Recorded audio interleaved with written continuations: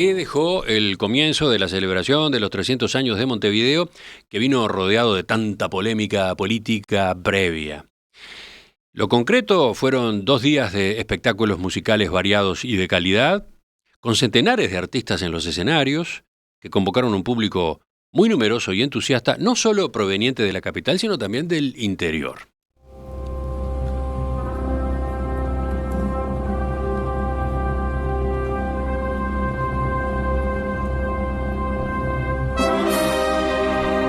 Y en esa agenda, tal vez lo más innovador ocurrió el viernes, con la presentación conjunta por primera vez de la Orquesta Filarmónica de Montevideo y la Banda Sinfónica de Montevideo. Cada una ubicada en su escenario a pocos metros de la otra y coordinadas por sus directores, las dos formaciones recorrieron un repertorio de piezas célebres de la música clásica internacional y también de la música uruguaya, con varios intérpretes invitados según los temas. La producción se complementaba con números de danza y otras expresiones artísticas, iluminación especial e ilustraciones gráficas en 3 pantallas gigantes. Por último, la locación elegida, en la playa del Cerro, frente al Parque Vaz Ferreira, también se salía de los libretos habituales y generaba un ambiente muy singular y mágico, sobre todo porque el tiempo se acomodó, se portó bastante bien, aunque algo de viento había.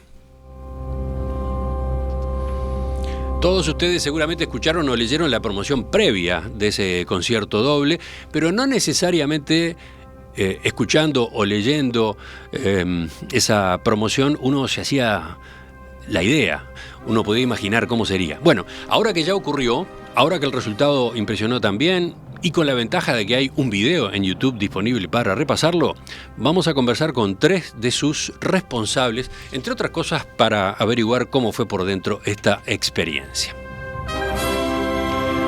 Están conmigo acá Martín García, director de la Filarmónica desde enero del año pasado, ¿no?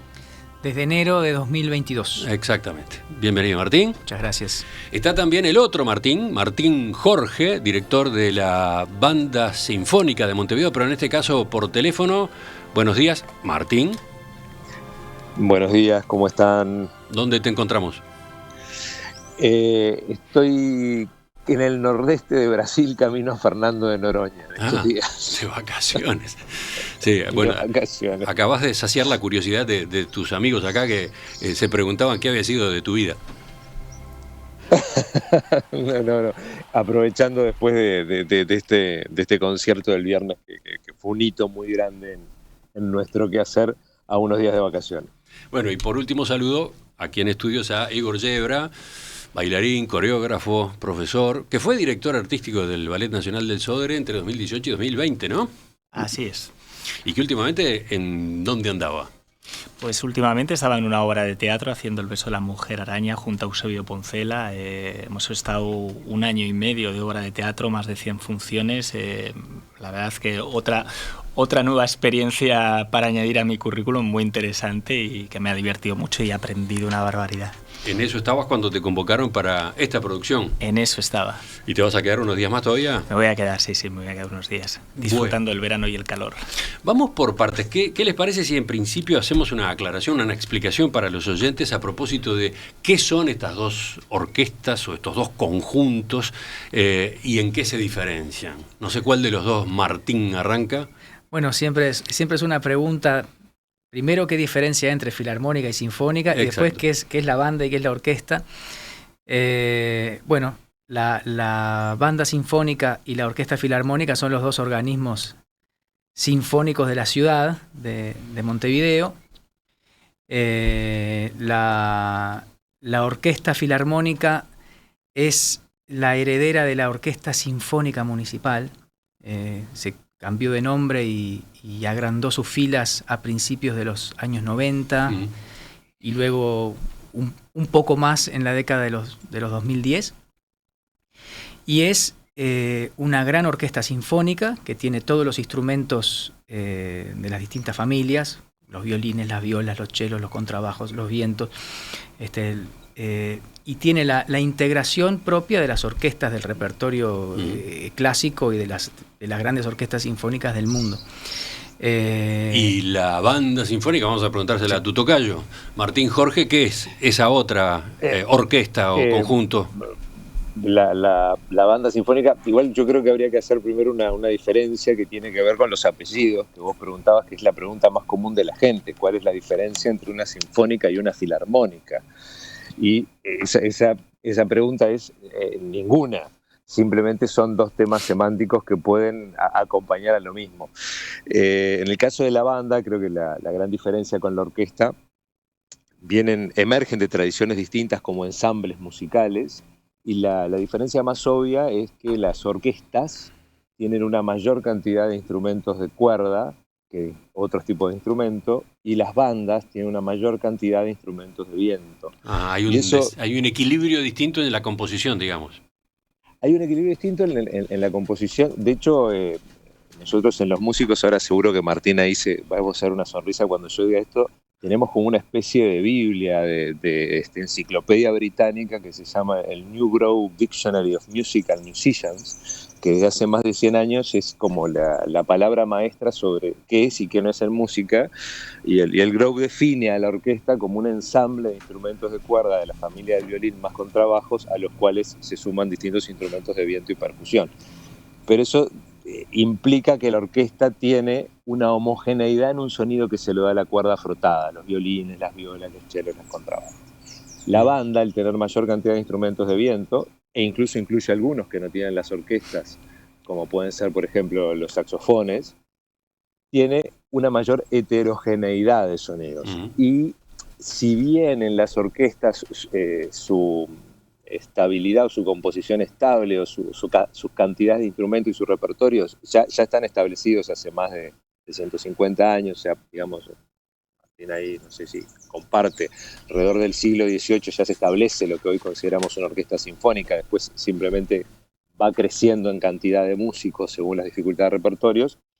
Las bandas, que en su momento estuvieron muy vinculadas al desarrollo de la música militar, que fueron pensadas y se desarrollaron instrumentos específicos como el saxofón para poder tocarse a caballo y que se pudiera sonar mientras estaba montado, va teniendo distintas transformaciones y pasa a lo que se llaman las bandas de concierto, que nosotros llamamos las bandas sinfónicas, que es cuando la banda deja de tener esa tarea de acompañar un desfile, de acompañar un motivo militar, y se sienta en la sala de concierto, y su conformación también parece cambiar y se termina de establecer a mediados del siglo XIX. Muy interesante toda esa explicación, creo que fueron aclarando varias dudas que yo por lo menos tenía y me imagino que el público también. Pero para terminar esta introducción, hay diferencia en la cantidad de miembros, ¿no? ¿La Filarmónica tiene 100 integrantes? Tiene prácticamente 100 integrantes. La banda, corregime Martín, unos 70. Sí, 72, 74. Y la última pregunta. Sí que es un número, nunca me termino de acordar si son 72 o 74. Y la última pregunta, ¿hay diferencias en los repertorios que interpreta una, interpreta la otra? Bueno, digamos que la orquesta, lo que es una orquesta propiamente, que es como recordaba Martín a partir de la definición del New Grove, que sería el ensamble de cuerda con los demás instrumentos que se agregan, digamos que va de la mano del desarrollo de lo que hoy es el repertorio canónico, clásico, sinfónico, digamos. La banda es cierto que estaba unida al desarrollo de la música y de la vida militar, pero luego se expande y se transforma, por ejemplo, en lo que hoy son las bandas de concierto. Hay una heterogeneidad, me parece que hasta en el propio origen del ensamble. Y, por ejemplo, la banda sinfónica de nuestra ciudad, al momento de que se crea, uno de los objetivos era llevar el repertorio sinfónico por los distintos barrios, tocar al aire libre. Una cosa más itinerante. Más itinerante, pero con un repertorio que estaba, digamos, anclado en el repertorio clásico, trasladado, transcripto para el grupo de instrumentos mayoritariamente de viento. ¿Termina siendo la banda el conjunto que va más por el lado de la música popular? ¿Se da eso también? Martín. Muchas veces la palabra de bandas se utiliza también, o sea, es una de esas palabras en música con múltiples significados, que desde la banda de música popular hasta la banda de rock, hasta la banda que yo armo con mis amigos según lo que toque.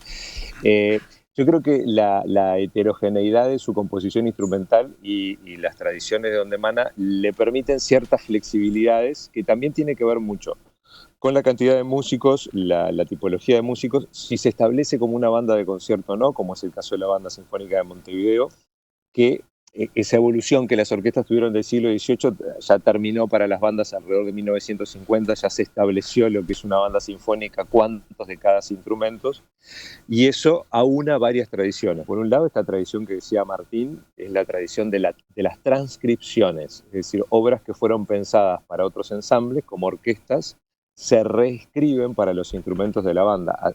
Como bien señalaba Martín, así surgió nuestra Banda Sinfónica en 1907, cuando Montevideo se empieza a expandir, empiezan a crearse los primeros paseos públicos, parques públicos, se crea el Parque Urbano, el Parque Rodó, la Playa Capurro, el Prado Oriental, y se necesitaba música, y en 1907 la música era en vivo o no era, y es donde se crea esta banda. Y bueno, ¿qué se escuchaba en ese momento? Y se escuchaba mucha ópera italiana, se escuchaban algunos pasajes muy representativos de música de Beethoven, y bueno, ¿qué se hacía? Se readaptaban, se transcribían esos pasajes para estas bandas.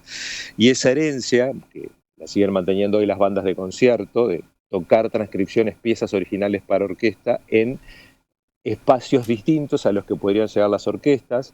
También la banda genera lo que llamamos en música, capaz que es muy técnico, mayor presión sonora, mayor volumen, toca más fuerte porque tiene mayores instrumentos de viento, parece hacerla más idónea para los conciertos al aire libre, algo que después la tecnología vino a cambiar.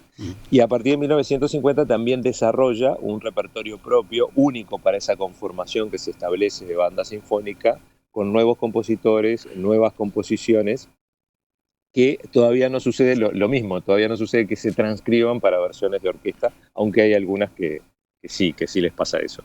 Con respecto a la música popular, hay un elemento adicional, y es la relación de las orquestas sinfónicas, como es la Filarmónica de Montevideo, con el repertorio popular. Y esto es, transitado el siglo XX, la formación sinfónica se incorpora un poco de la mano del surgimiento de los grandes estudios, primero de cine, y de la mano de compositores de la tradición europea, de una tradición neorromántica que no encontraba lugar en el escenario porque la música que se estrenaba a nivel de concierto se rompió una tradición y se estrenaban otras cosas. Estos músicos encontraron un lugar en el cine, y la orquesta sinfónica con este ensamble de cuerdas y con los demás instrumentos pasa a ocupar un lugar adicional en el imaginario auditivo de la gente. Y en las programaciones más recientes, y el caso de la Filarmónica es muy notorio, sobre todo a partir de la impronta de Federico García Vigil en los 90, con la creación de programas como Galas de Tango, etcétera, la incursión y la incorporación de repertorios populares, que en algunos casos es muy natural, sobre todo en el caso del tango, porque lo único que tenemos que hacer es poner bandoneones y ya tenemos la orquesta. O sea que la música popular va en las dos orquestas, en definitiva. Exacto. No hay una separación. Sí. Sí. Miren para cuánta información, para cuánto antecedente y explicaciones dio esa pregunta tan inocente de cuál es la diferencia entre la Filarmónica y la Banda Sinfónica. Igor, ¿cómo te fue? ¿Aprendiste? Bien, me ha interesado mucho la respuesta, aprendí un montón. Me da envidia porque en el ballet no suceden esas cosas. Estaría bien también tener diferentes ensembles. Entonces, bueno, entendido de qué se trata, qué son estos dos sujetos, que son estos dos cuerpos estables de la Intendencia de Montevideo, viene la pregunta de cómo pergeñaron esta idea de la presentación en conjunto. No hay antecedentes, se habló mucho de eso en estos días, ¿no?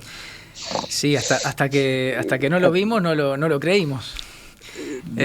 Y buscamos antecedentes, ¿sí? Sí. Hicimos los deberes. Es verdad. Bueno, a veces los grandes proyectos surgen a partir de propuestas inocentes. A nosotros lo que se nos pidió las autoridades tenemos un espectáculo que va a ser el 19 de enero, que va a ser el inicio de celebraciones por el proceso fundacional de la ciudad. Queremos que en ese evento, en ese acontecimiento, estén la Orquesta Filarmónica y la Banda Sinfónica. Esa fue la primera coordenada que recibimos. En algún momento tuvimos que empezar a definir qué era lo que íbamos a hacer. Dijimos, bueno, no hay una música fundacional de Montevideo, no hay música sinfónica en el origen de la ciudad. En todo caso, aparece sobre finales del siglo XIX, surge lo que podría ser una vida orquestal propiamente dicha, ¿no? Que se empieza a definir lentamente y luego se consolida a comienzos del siglo XX. No hay un repertorio propio sinfónico, por lo menos de esa época. Entonces empezamos a barajar distintas opciones y bueno, en un momento dijimos, vamos a armar un repertorio que nos parezca que sea potente, que podamos presentar nosotros como un concierto que sea atractivo, ver luego en qué podemos interactuar. Esto lo toca la banda, esto lo toca la orquesta, esto lo haces vos, esto lo hago yo. Acá capaz que podemos interactuar, después vemos cómo. Y fuimos armando un boceto en esa dirección. Como dice Martín, no hay antecedentes, no encontramos nada. En la audiencia, si encuentra algo que mande, nosotros lo encontramos. Y creamos esto de cero. Como el compositor Joseph Haydn decía, no tuvimos más remedio que ser originales.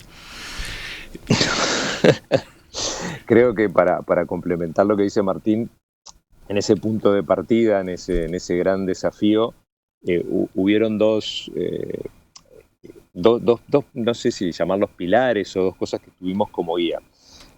Por un lado, que en eso creo que fuimos muy, muy enfáticos en muchos momentos, y si no, Martín, vos corregime, es decir, si Montevideo, que es una ciudad única, de tener una orquesta filarmónica, una banda sinfónica, que muchas veces nos preguntan, pero si es lo mismo, ¿por qué tienen dos? ¿Por qué no los juntan en uno solo? ¿Por qué no existe uno solo? La respuesta más obvia que siempre damos es: los conciertos de la filarmónica están llenos, los conciertos de la banda sinfónica, en tanto descentralizados como en el teatro, están llenos. Precisaríamos uno más todavía, seguramente, y esos conciertos estarían llenos. Pero uno de los puntos de partida fue, si Montevideo tiene dos, tenemos que mostrar dos, porque primero hacemos un escenario bien grande, se juntan todos, entonces vamos a ver una orquesta grandota o una banda grandota, y acá el desafío era mostrar los dos cuerpos, los dos elencos. Entonces un punto de partida fue, se necesitan dos escenarios, y creo que la primera mirada fue, me dijeron, están locos los dos, o sea, no, ¿cómo dos escenarios? No tiene sentido. Bueno, si no logramos eso, no vamos a lograr visibilizar los elencos que tiene Montevideo y su potencial.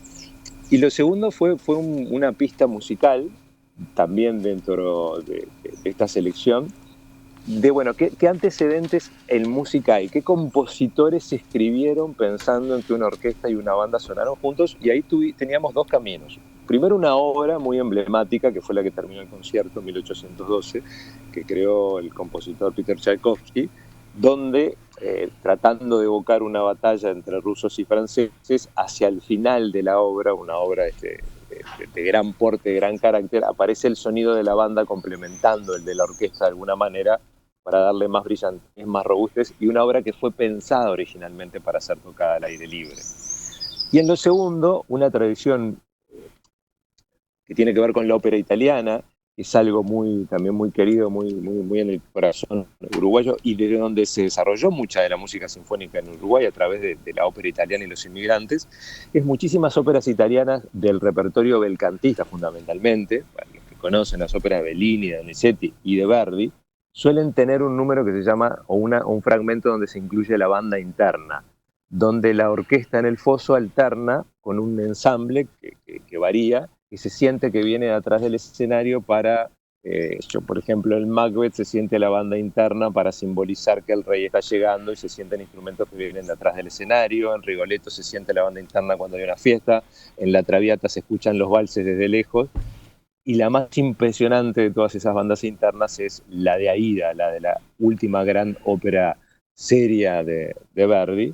Y entonces dijimos, bueno, tiene que haber dos escenarios y estas dos obras tienen que estar.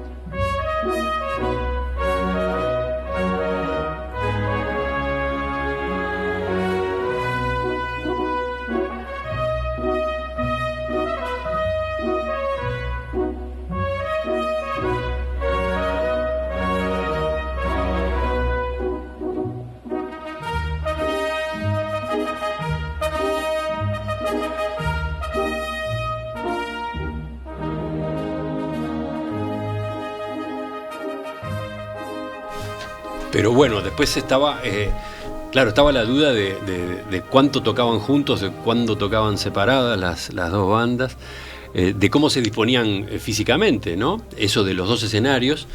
Finalmente se optó por una solución en la que hubo, dos escenarios grandes, techados, uno al lado del otro, pero no paralelos, o sea, no estaban los dos exactamente de frente al público, sino que formaban un ángulo, y entre los dos y hacia adelante quedaba conformado un tercer escenario que utilizaron entre otros los bailarines. Ahora le voy a preguntar a Igor.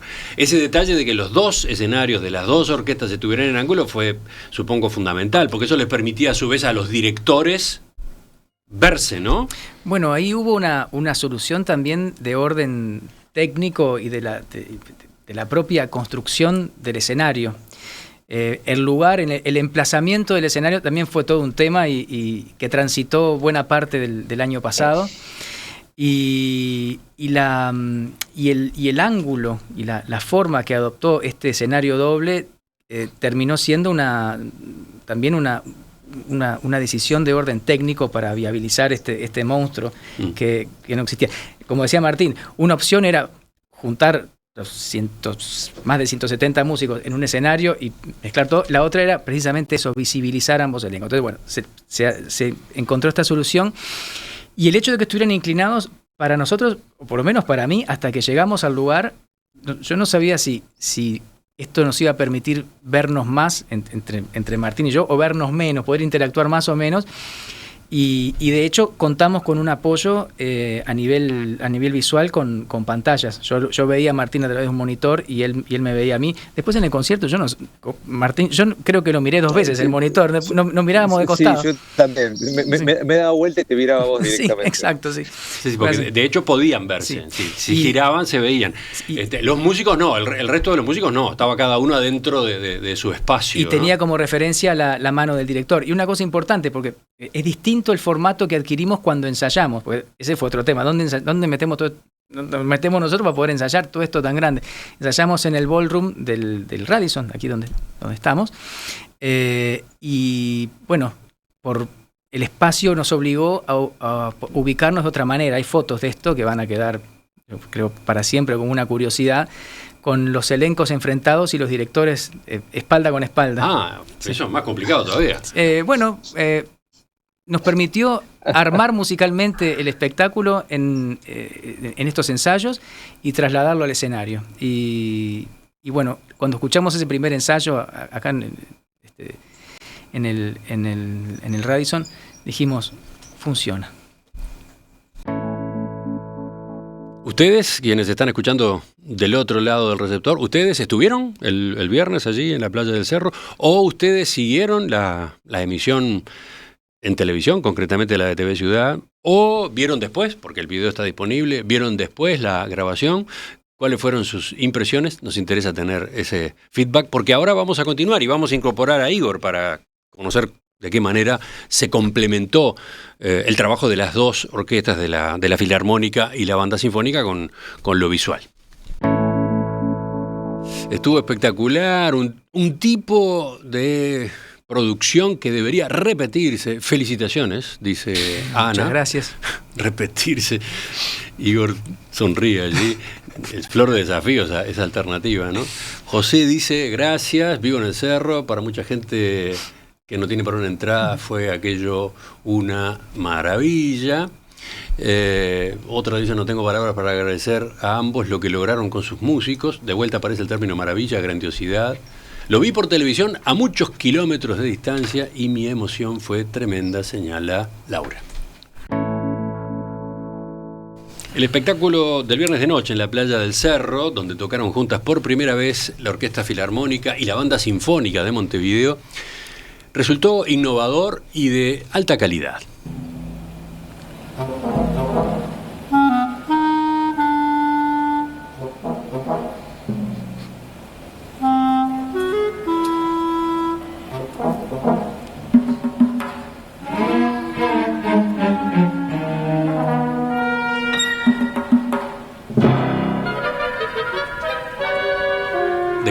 dimensiones y localizada en un escenario no convencional, aquella producción abrió la celebración por los 300 años de la ciudad y recibió al final una larguísima ovación del público.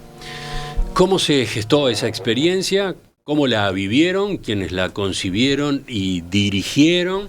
Estamos esta mañana en Perspectiva conversando con Martín Jorge, director de la Banda Sinfónica de Montevideo, Martín García, director de la Filarmónica, y también Igor Yebra, bailarín, coreógrafo y profesor que fue invitado a complementar la música con las expresiones artísticas, por ejemplo, por el lado de la danza.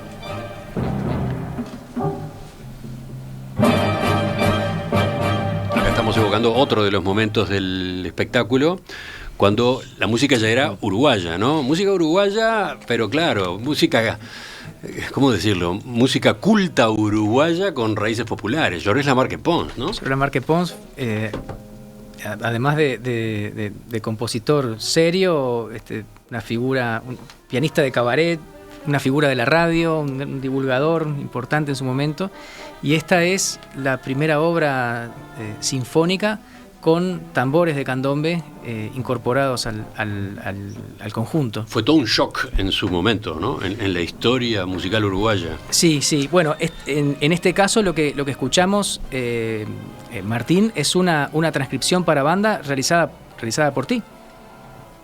No, esta es una realización que hizo Miguel Pose, el anterior director de la Banda Sinfónica. Hizo una transcripción de la suite de ballet según Figari. Este es el cuarto movimiento de la suite, que es esa obra de la que ustedes hablaban, que justamente se llama Candombe, que está inspirado en alguno de los cuadros que se llaman Candombe de Figari, con lo que cierra el ballet. Y aparte tuvimos nada más y nada menos el honor en la banda de que la cuerda de tambores estuviera integrada por 3 generaciones de la familia Núñez, encabezada por el Lobo Núñez, un referente del mundo del candombe, junto con Camilo y con Fernando, con su hijo y con su nieto, que fue un gesto hermoso tenerlos ahí tocando con nosotros. Vamos a Igor, ¿cómo se produjo tu incorporación a este proyecto? Pues bueno, de locura, como todo el proyecto en sí, una locura maravillosa. Yo estaba tranquilamente ahí en medio de una obra de teatro y recibí una llamada, en este caso de Martín Jorge, que me habló un poco del proyecto y me dijo a ver si me apetecía involucrarme. Y bueno, como yo estoy un poco... me gustan los retos y los desafíos y amo además Montevideo y Uruguay en general, me pareció una cosa única, ¿no? Y ya pues esto es una cosa única como se ha demostrado y bueno, decidí incorporarme y como lo han contado, o sea, lo que teníamos era un guión musical maravilloso que la verdad a mí me ha ayudado mucho pero tampoco había mucho más, había que darle un sentido y había que darle un hilo conductor y contar una historia, ¿no? Estábamos celebrando y a mí me parecía interesante, pues bueno, contar una trayectoria de cómo se genera y cómo se crea una ciudad en 300 años, ¿no? Y para eso fue de gran ayuda el trabajo en las pantallas, todo lo que se hizo digitalmente en las pantallas, que bueno, en la grabación de televisión no se pudo apreciar muy bien, y ahí lo que hacemos es contar una historia a través de la música, ¿no? Cómo se crea, cómo por ejemplo, pues bueno, con ese amanecer maravilloso, que además con la música de Zaratrusta va perfecto, luego cómo se crean a través de las líneas, los trazos de una ciudad en mapas, después cómo se van formando las calles, cómo se van formando los edificios emblemáticos hasta que llegas a lo que es una ciudad que es su alma, ¿no? Y ahí venía perfecto toda la parte de la música uruguaya con el candombe, el tango, el malambo, y luego pues bueno, y luego cerrarlo con la gente, ¿no? Y cerrarlo con la gente, que es quien conforma y hace una ciudad. Me parecía que era bonito hacerlo con bailarines, ¿no? Que además es el campo mío directo. ¿Y cómo se seleccionó a los bailarines? Bueno, fue complejo porque además estábamos prácticamente, yo empecé a trabajar aquí el 2 de enero, o sea, entonces la mayor parte estaban de vacaciones. Ahí tengo que agradecerles a muchos de ellos que dejaron las vacaciones para venir, ¿no? Y a mí me parece... Entre paréntesis, las 2 orquestas también estaban teóricamente de vacaciones. Bueno, enero es un mes histórico de licencia de toda la vida, y en este caso, bueno, fue la primera actividad en enero, yo creo que en la historia por lo menos de la orquesta. Quería hacer una acotación. Sí, perdón, Martín. Martín, Jorge. No, en la historia de ambas. Quería hacer una acotación en lo que decía Igor recién, porque, mejor dicho, una interrupción, porque Igor, tú hiciste una intervención sobre el repertorio musical, agregaste una pieza muy interesante. Sí, no, hice una intervención porque me parecía bonito, ya que yo soy vasco y vengo de ahí, hacer ese guiño a Zabala, ¿no? Entonces, bueno, pues después de la primera pieza de Zaratrusta añadimos el agurra, que es el saludo que los vascos, y además lo bailan los intendentes, hacen cuando ocurre un acto oficial, ¿no? Me parecía un guiño bonito y que un bailarín además lo bailara, ¿no? Pero yo te había preguntado a propósito de los bailarines. Sí, bueno, ahí lo que quise es hacer lo que es mostrar la diversidad de una ciudad también, ¿no? Y entonces, bueno, pues contacté con todo tipo de bailarines y hacemos una muestra, pues bueno, hay bailarines de danza clásica, el número de malambo que me parecía maravilloso y lo bailaba un malambista junto a una bailarina de breakdance, una pareja estupenda. El número de malambo, aclaremos, formaba parte del espectáculo cuando se recurría a la obra de Ginastera, ¿no? La obra Estancia de Alberto Ginastera. Sí, el malambo, la danza final de ese ballet, que fue uno de los números en que dijimos, acá alternamos, hacemos un ping-pong de escenarios, vos hacés esta frase, yo hago esta otra. Y bueno, fue de esas cosas que hasta que no la probamos no sabíamos cómo iba a ser y funcionó magníficamente. En este caso un compositor argentino, ¿no? Ahí ya no estábamos en Uruguay, sino que cortábamos con el Río de la Plata. Sí, queríamos una música de inspiración, podríamos decir, del campo, que tuviera gran brillo, vértigo, virtuosismo orquestal. Nosotros adolecemos un poquito de eso porque, por ejemplo, las grandes obras sinfónicas de Eduardo Fabini, que son maravillosas y que forman parte de nuestro interés y nuestro repertorio permanente y que estamos grabando además, no tienen la espectacularidad que buscamos para este espectáculo. Seguimos con Igor, entonces. No, ahí, por ejemplo, a mí me ayudó eso, el saber que estaban en ese mismo número, estaban las dos, la orquesta y la banda se compartían el número. A mí me ayudó, por ejemplo, pues para que me viniera a la cabeza el que hubiera ese compartimento también en la danza, ¿no? Una bailarina de break que no tiene nada que ver con un bailarín de malambo, que además tuvo gran dificultad con las bolas, con el viento que había, o sea, tuvo que cambiar con las voladoras, tuvo que cambiar el número y todo lo que tenía que golpear el suelo lo tuvo que hacer aéreo por el viento. Sí, o sea, el tapete esa era de danza, otra pregunta que yo les iba a formular. ¿Cómo los había tratado el viento, en definitiva? Porque en la tarde el viento estaba bravo, se veía en los preparativos, después aflojó, pero no desapareció del todo, se notaba en cómo se movían las telas detrás de cada uno de los dos escenarios, de esas dos, entre comillas, carpas, pero por lo visto esa protección no alcanzó, no fue suficiente. Bueno, yo diría, a veces los dioses acompañan y en este caso ocurrió, porque por ejemplo, el día que llovió, terminó el escenario y llovió de madrugada, terminó el ensayo y llovió de madrugada.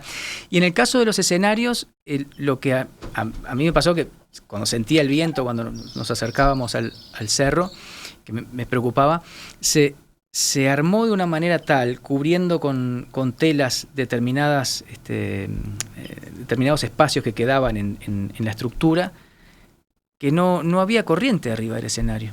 Uno tiene miedo por estos conciertos al aire libre, por los instrumentos son muy delicados, las maderas se pueden quebrar, etcétera. Y no lo padecimos arriba del escenario. Por eso me llama la atención lo que dice Igor, porque no nos enteramos del problema del bailarín. Para los bailarines, es más, cuando llegamos una hora antes, el tapete de danza, lo que se pone abajo, era como el mar, o sea, se levantaba del suelo de una manera increíble. Claro. Y durante la función también se estaba levantando, entonces ya te digo, él no podía golpear, cuando saltaban los bailarines no tenían la certeza, o sea, la visual no podía saber dónde estaba el suelo porque se les estaba levantando unos centímetros. Pero bueno, son cosas del directo y de la magia del espectáculo que afortunadamente luego funcionaron muy bien. Y entonces para completar, digamos, el concepto de lo que decidiste armar, lo que propusiste desde el punto de vista visual. Bueno, al final era contar esa historia utilizando la música, que en ese aspecto estaba muy muy bien elegida, no porque estén aquí, se lo dije. Y incluso luego con artistas de la zona, con bailarines de la zona. Toda era gente de aquí. Yo también me siento un uruguayo más. Pero yo me refería al cerro, en particular al cerro. Sí, no, y luego estaba la incursión de las niñas de la escuela de Rincón del Cerro, que para mí eso, pues bueno, es una maravilla, porque es una historia más que siempre la cuento. Bueno, cuando yo dirigí al Ballet Nacional hicimos una cosa que se llamaba el BNS en expansión, y queríamos llevar el ballet, pues como contaban con la orquesta y la banda, a lugares donde no van tanto, ¿no? Y entonces fuimos allí les lancé la propuesta a los vecinos, viendo un localcito que tenían, de por qué no lo arreglaban y creaban una escuela de danza y daban danza a los niños. Bueno, eso germinó, y a día de hoy esas niñas están trabajando, hacen ballet, se lo pasan muy bien, y la prueba está que cuando salieron ahí al escenario se robaron la noche. Yo lo siento decirlo por las orquestas, pero las niñas nos robaron la noche, o sea, era una maravilla. Martín, Jorge, ¿qué dice? ¿Por qué esa carcajada allí? No, porque tiene razón, Igor, que era uno de los momentos más especiales. Lo fue desde el primer ensayo, desde que lo vimos juntos, que salía en una obra aparte tan emblemática como son las Variaciones Sinfónicas de Rada de García Vigil, con esa música tan conectada con nosotros, con esa personalidad de Federico tan presente a través de la música. Desde el primer ensayo que salieron las niñas, que había alguna gente mirando, porque cada día llegaban más vecinos al Parque Baferreira a ver los ensayos nuestros a la noche, y las niñas sacaban una sonrisa de todos los músicos que las veíamos, y un aplauso muy espontáneo de toda la gente. Entonces ya sabíamos que iban a robarse la noche. Y está muy bien que sean ellas. Vamos a escuchar algunos segundos por lo menos de ese momento de la noche.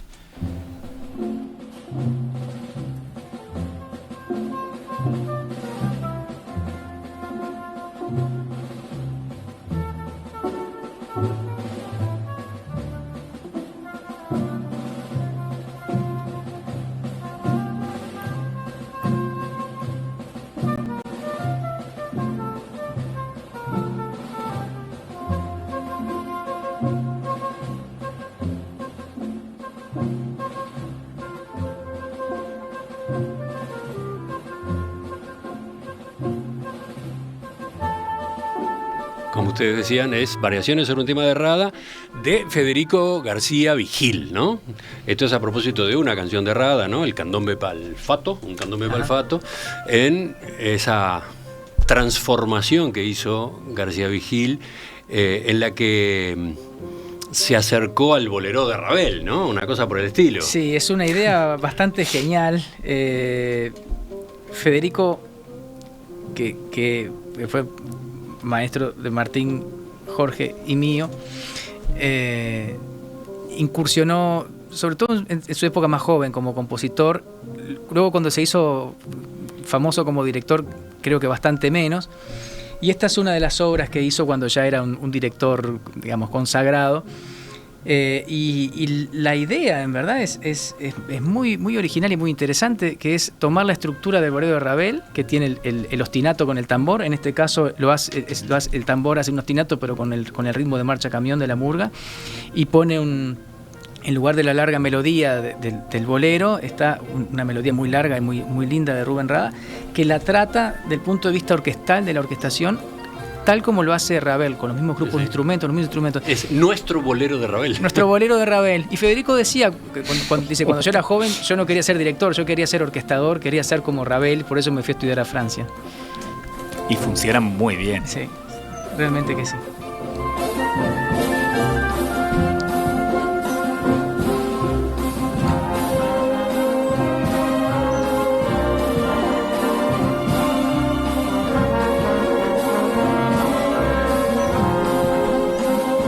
Larga, por supuesto, como corresponde al bolero. ¿Cuánto dura concretamente? Esta versión duró unos 10 minutos, capaz que un poquito menos. Hay un solo de batería de murga en el medio, aparece una batería, y es una obra que, tal como la obra de Ravel, en este caso, también podemos ver los solos y las intervenciones de cada uno de los instrumentos de la orquesta, ¿no? Muy interesante. Ahí está la batería de murga, justamente. Martín, Jorge. Que ahora que Martín estaba diciendo, de alguna manera esta obra tan característica, aparte del periodo donde fue compuesto, tan posmodernista, al utilizar la estructura del bolero, yo creo que Martín merece un reconocimiento especial porque él también en un momento de la creación de este espectáculo tuvo una idea que bueno, yo te contaba, bueno, tenemos que tocar 1812 de Tchaikovsky, sabemos que tenemos que tocar ahí, ¿qué hacemos con el resto? Y Martín dijo, así como la sinfonía o la forma de una sinfonía tiene un arco musical que pasa por 4 estados, por 4 etapas, tal vez nuestro espectáculo tiene que seguir ese camino. Y con esa idea que le levanto el centro para que él la responda, fue como se terminó armando este recorrido musical, que me parece una idea brillante que tuviste. No, Martín, no es para tanto. Muchas gracias. Los Martín se llevan muy bien, por lo visto. Sí. Bueno, en esa gran hoja en blanco que teníamos, dijimos, vamos a armar una estructura musical y sigamos la forma más vieja y más probada y que sabemos que va a funcionar, que es tener una introducción, una primera parte potente, una segunda parte reflexiva, que es el movimiento lento de la sinfonía, una parte danzable, que sería el minué o el scherzo, y un final apoteósico, que es el final de la sinfonía. Y quedó de esa manera, y el candombe de la suite según Figari de Lamarque, y la obra de García Vigil y el malambo conforman esa sección bailable, digamos, del espectáculo. Igor, sobre esta en particular. Y la comparsita, perdón, ¿no? Sí, claro, la comparsita no podía faltar. Pero Igor, ¿qué decía? No, que efectivamente, ya el guión de lo que era la partitura musical te facilitaba el poder contar esa historia. Luego tenía la complejidad que había que hacerlo en poquísimo tiempo. También la persona que hizo el vestuario, Cecilia, hay que agradecerle el trabajo enorme porque ella al mismo tiempo estaba haciendo todo para el carnaval. O sea, fue una locura para todos en tiempo récord. Por eso me reía cuando dijo alguien, y habría que volver a hacerlo. Bueno, una vez hecho se puede volver a hacer, pero ponerte otra vez a hacerlo, o sea, te dicen de nuevo, vuelves a hacerlo y dices, pues tienen que ser celebrando otros 300 años. Enseguida volvemos a esta entrevista a Tres Voces. Repasamos algún momento más del espectáculo del viernes de noche y recogemos lo que los oyentes nos están haciendo llegar.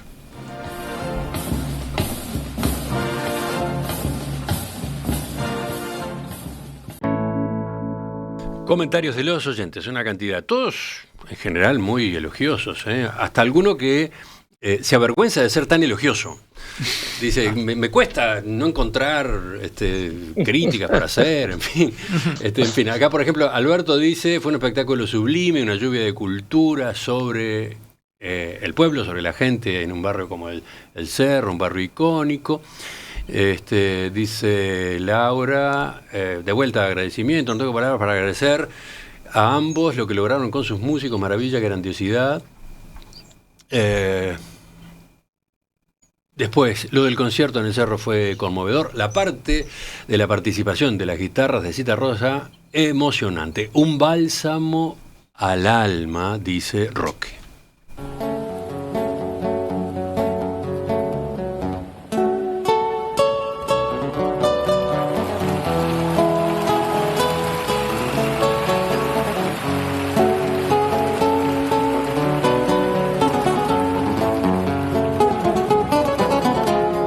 Stephanie,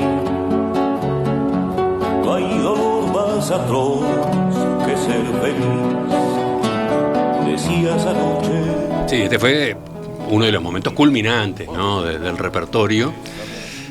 La voz del propio Alfredo Citarrosa cantando en el escenario, cantando desde la amplificación, acompañado por la filarmónica y la banda sinfónica que tocaban en vivo, ¿no?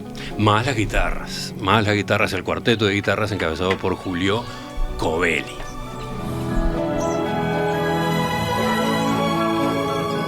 Claro, era como una bomba esto, ¿no? Una bomba emotiva. Tremendo. Esto es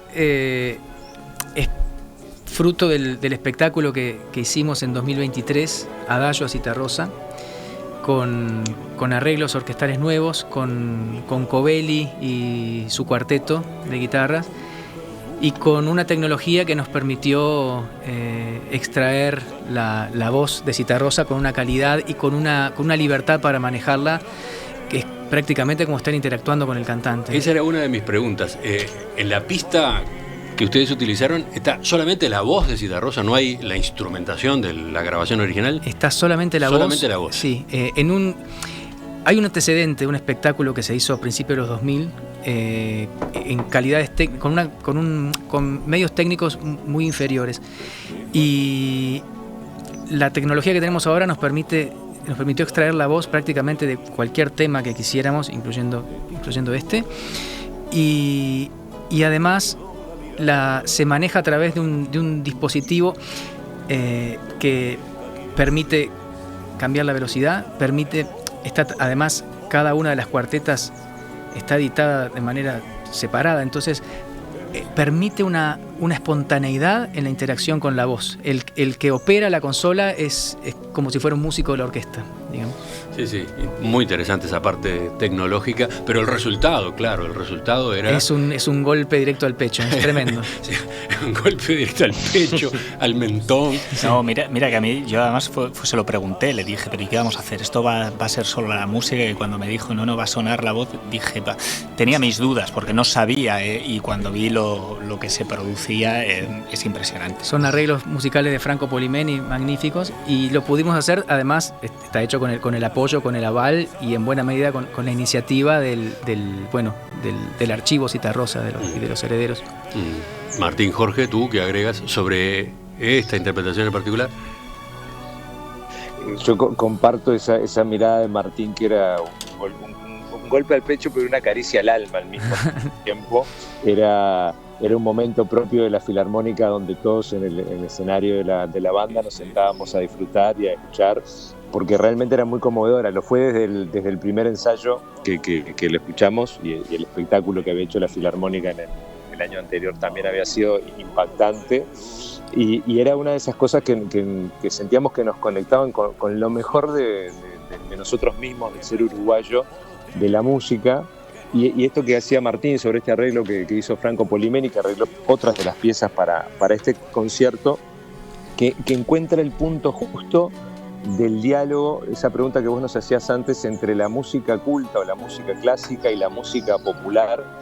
Esta versión de Stefani creo que conjunta lo mejor de las dos expresiones y la funde en una única expresión, de poder entregar esta música tan popular, tan querida, que uno tiene dentro de la Orquesta Filarmónica, y que nos parezca tan natural y tan cercana. Sí. Igor, las fotos, la galería de fotos de Citarrosa, con ser, digamos, fotos simples, también tenían su contundencia, ¿no? Las que se iban proyectando en las pantallas. Sí, ¿no? Y eso ayudó muchísimo porque, a ver, una de las dificultades cuando uno lleva un espectáculo así es que no decaiga, y en este musicalmente tenía cosas que tenían unos picos muy altos, y para mí en este aspecto era complicado el que eso luego no te bajara, ¿no? Entonces para eso, por eso todo lo que era la intervención escénica y la intervención de las pantallas era fundamental, ¿no? Para que no se produjera ese momento de subidón, porque después de esto tenías un momento brutal, ¿no? Necesitabas algo también potente, y ahí fue cuando todo lo que era la intervención de la escena y la intervención de las pantallas ayudó un montón. Hay que decir que el trabajo de las pantallas lo tuvo que hacer en poquísimo tiempo, y incluso había cosas, una de las cosas que quisimos hacer, que era sacar mucha gente al final que conforma la ciudad, no se podía hacer por cuestiones de derechos de autor, o sea, por eso, como ha dicho Martín, ¿no? El que te cedieran estas imágenes y este tipo de cosas es digno de agradecer y de mención. En la performance del dúo de bailarines que recién estaban observando quienes seguían nuestra emisión en video, ahí se notaba el viento, ¿no? Ahí se notaba cómo les complicaba el viento, ¿no? Bien. Sí, porque luego además las orquestas estaban muy bien protegidas por las telas, pero claro, en el escenario tú no estabas protegido, estabas protegido por el alma y la gente que acompañó de una manera maravillosa, que no hay mejor protección que esa. Bueno, se nos va terminando el tiempo, y claro, es difícil abarcar todo lo que ocurrió allí. Casi sobre el final apareció la comparsita, ¿no? Que no podía faltar.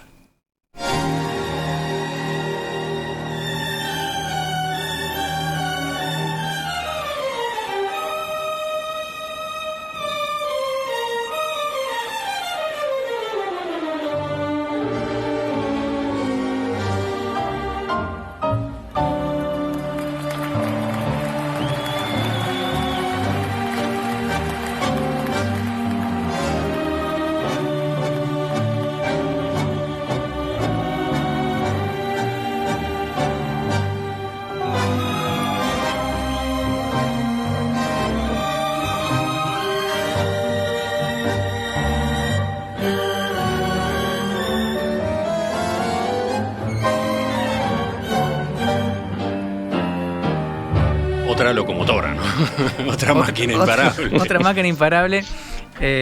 Yo acá rescato fue el trabajo en conjunto con Martín, y yo diría que de orquesta y banda que más disfruté.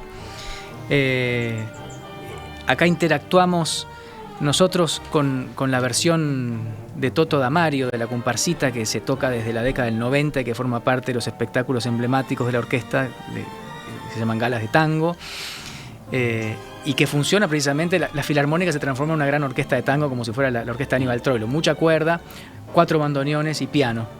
Y la idea que tuvimos, bueno, acá yo te voy a tirar flores a ti, Martín, la genialidad que tuvo el maestro Martín Jorge, fue: hagamos interactuar esa versión, que es tradicional, casi como si fuera un himno, digamos, con intervenciones que iremos haciendo con la banda, inspiradas en un trabajo que se hizo durante la pandemia, en que la comparsita transita distintos ritmos.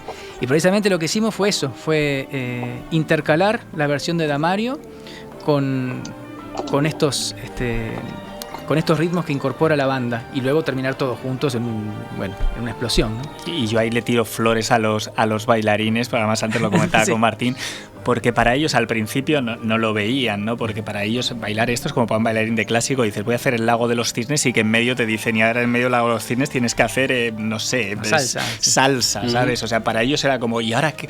Pero sí, esto... Y la verdad es que al final se metieron y el resultado era espectacular. Bueno, ahora el elogiado, que hable el elogiado. Bueno, muchas gracias, Martín. Pero primero que nada, también un reconocimiento a Franco Polimeni, que fue quien tuvo que arreglar esto para que funcionara, y el desafío que nos planteamos, llegando en ese arco musical a la final de la parte bailable del show, de la parte que vinculaba a la danza, y nada menos con la comparsita. Bueno, ya tenemos una comparsita tango. Hagamos dialogar la comparsita con esas otras cosas montevideanas, como son el candombe, como son la murga, sobre todo como son la plena, que forman parte de las expresiones cotidianas de la ciudad y que estén presentes de alguna manera en el espectáculo. Y como bien decía Martín, durante la pandemia, cuando tuvimos que hacer muchos ruidos, la última actividad sube a todo el público que nos seguía, que nos mandaran un video de su versión de la comparsita, lo que quisieran, siempre y cuando estuviera en sol menor y estuviera en este tiempo, y que nosotros nos comprometíamos un único video junto con los músicos de la banda, donde incorporar todas esas versiones.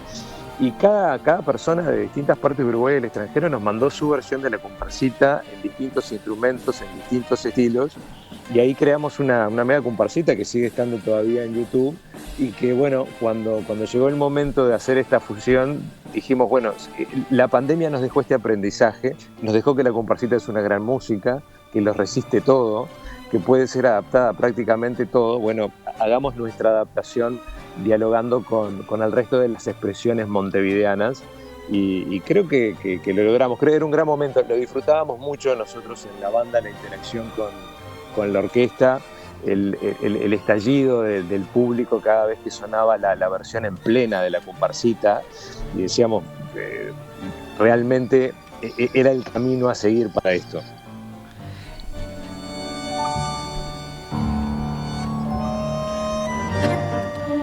Sí, Martín. Sí, una cosa importante, mencionábamos hoy a Covelli, y acá en esta comparsita el maestro Néstor Vaz haciendo su solo de bandoneón. En el bandoneón, sin duda. Sí, los músicos invitados, los bandoneonistas en este caso, también fueron ovacionados, ¿no? Sí. Fueron objeto de aplausos y de reconocimientos muy especiales de parte del público. ¿Cómo les resultó la ovación final? Porque fue larga, ¿eh? ¿La esperaban? Bueno, pensábamos que esto iba a tener un gran impacto. Luego nos pasó lo siguiente, fue larga, pero tenía que saludar mucha gente. Más vale que fuera larga, porque había 200 personas que tenían que saludar. Bueno, y para terminar... ¿sí? Fue increíble. No, fue una cosa realmente, como decías, Emiliano, esperaban esta ovación.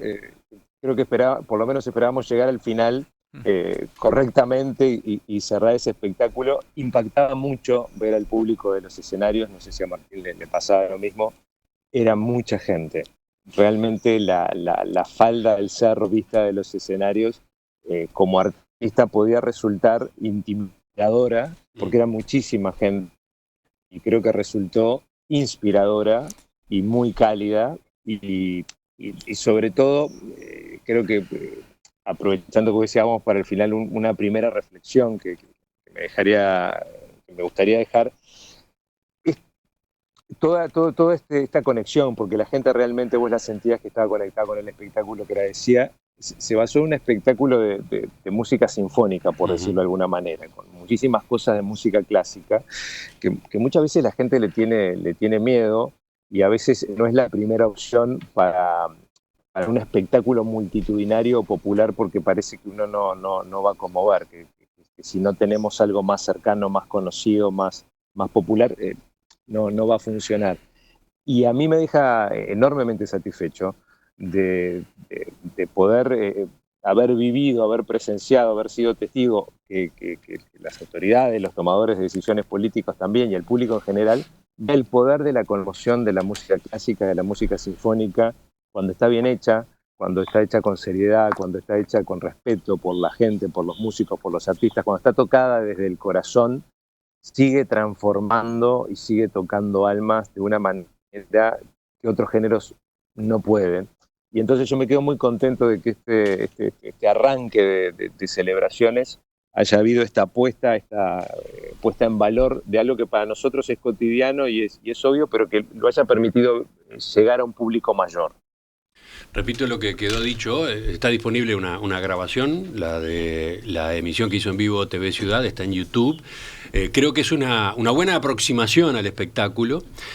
Tiene incluso valores agregados, por ejemplo, lo que implican las tomas aéreas, ¿no? Lo que implican las grabaciones realizadas con drones que ubican ese escenario en su contexto tan particular, en la bahía, bueno, con toda la vista de Montevideo atrás, en la noche. Eso, claro, quien estaba ahí, quien estaba sentado en la propia platea, entre comillas, no lo disfrutaba. Tiene, para mi gusto, la emisión de televisión tiene debilidades por el lado de lo que fue el espectáculo de danza, por ejemplo, el espectáculo que coordinó Igor y que se mostró en ese escenario central, que me da la sensación de que ahí no luce en todo su esplendor, ¿no? Es una buena aproximación. Quizás el propio equipo de TV Ciudad tenga el original del trabajo de sus cámaras y pueda después armar una versión final donde también luzca este otro aspecto de lo que se armó para esta ocasión del Cerro, ¿no? Sí, bueno, yo me ofrezco voluntario si quieren hacerlo para echarles una mano.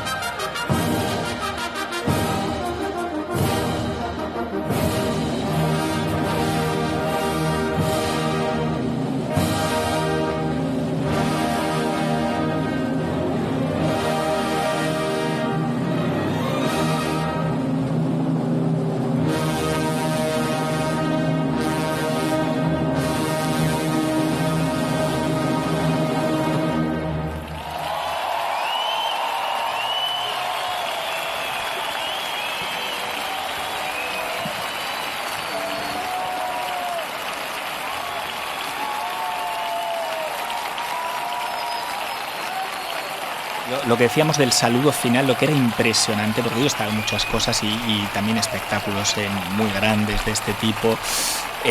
la gente no se iba, ¿eh?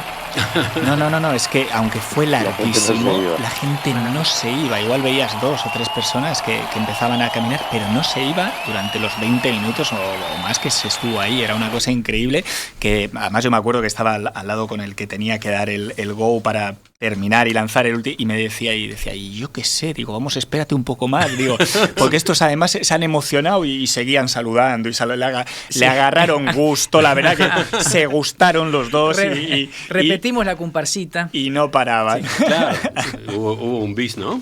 Terminó viendo con un bis. El bis de la comparsita. Voy a agradecer a quienes nos han acompañado esta mañana. Martín Jorge, director de la Banda Sinfónica de Montevideo. Martín García, director de la Filarmónica. Igor Yebra, bailarín, coreógrafo, responsable del espectáculo que complementó la interpretación de los dos conjuntos musicales. Bueno, gracias por acompañarnos hoy y felicitaciones. Felicitaciones por el trabajo. Un placer, gracias. Muchísimas gracias, muchas gracias.